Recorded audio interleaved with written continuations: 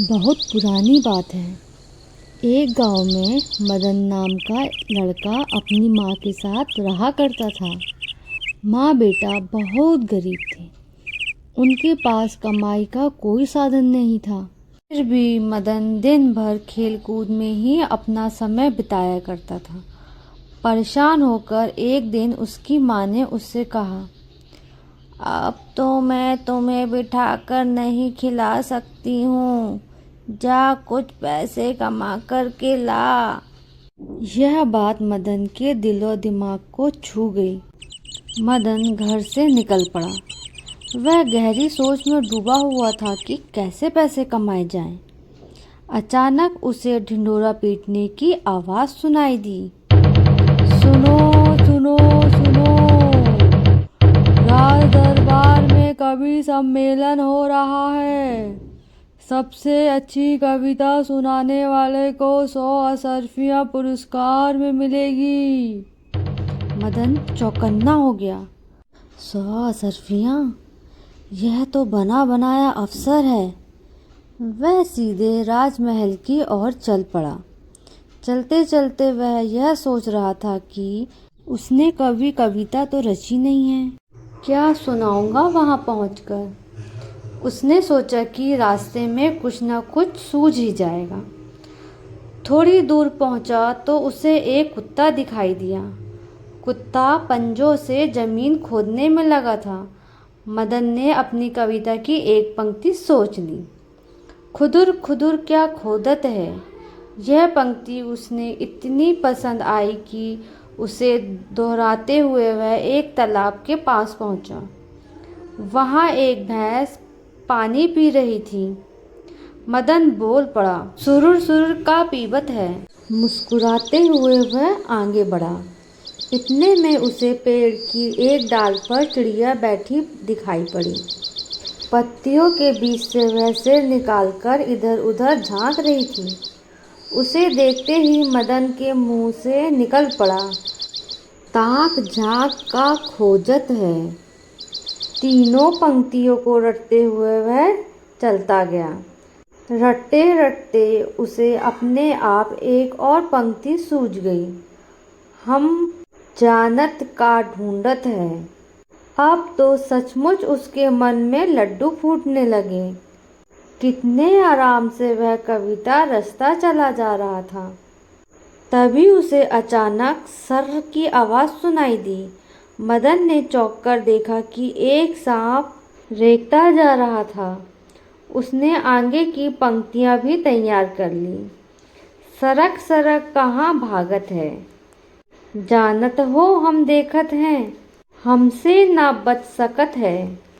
अब केवल एक पंक्ति ही बाकी रह गई थी, पर मदन निश्चित था कि वह पंक्ति भी चलते चलते सूझ ही जाएगी।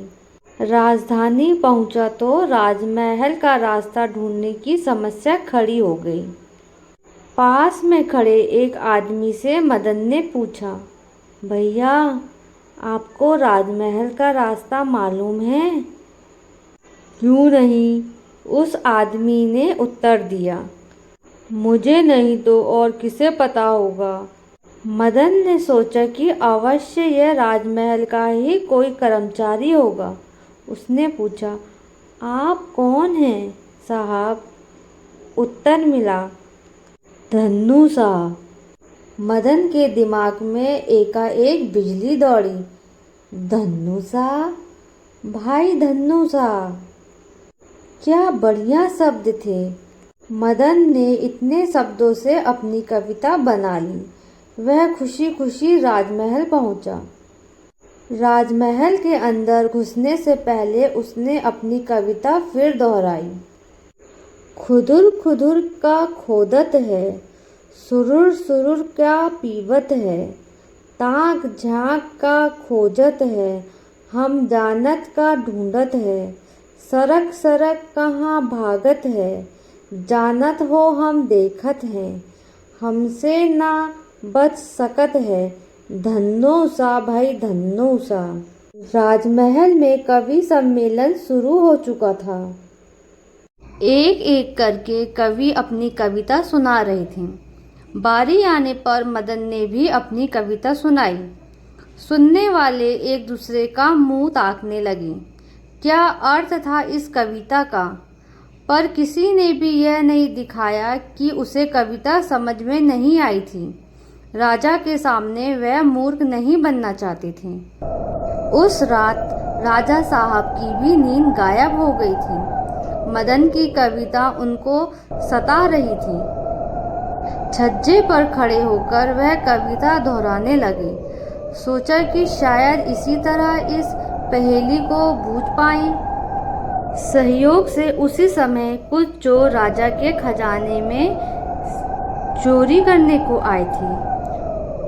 उनमें से एक चोर वही था, धन्नू सा, जिसने आज दिन में मदन को राजमहल का रास्ता बताया था।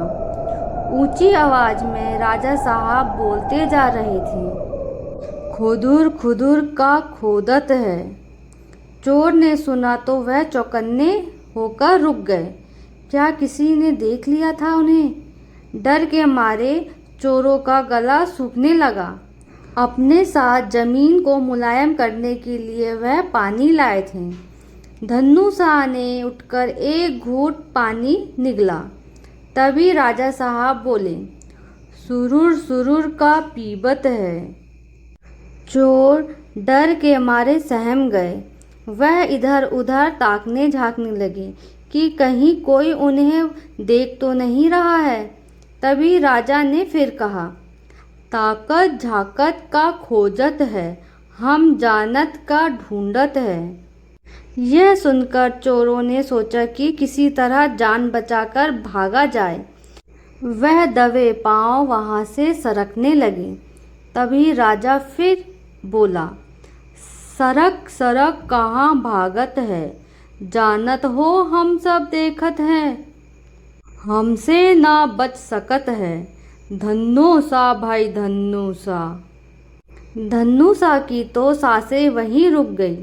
उसने सोचा, अब कोई चारा नहीं, बस राजा साहब से दया की भीख मांग सकता हूँ। दौड़कर उसने राजा साहब के पैर पकड़ लिए और विनती करने लगा, क्षमा कर दीजिए महाराज, अब मैं भूलकर भी ऐसा काम नहीं करूँगा। वैसे हमने कुछ नहीं लिया है, आपका खजाना सही सलामत है। राजा साहब हक्के बक्के रह गए। उन्होंने तुरंत सिपाहियों को बुलाकर छानबीन करवाई तो पता चला कि उनका खजाना लुटते लुटते बच गया था। मदन को बुलवाया गया।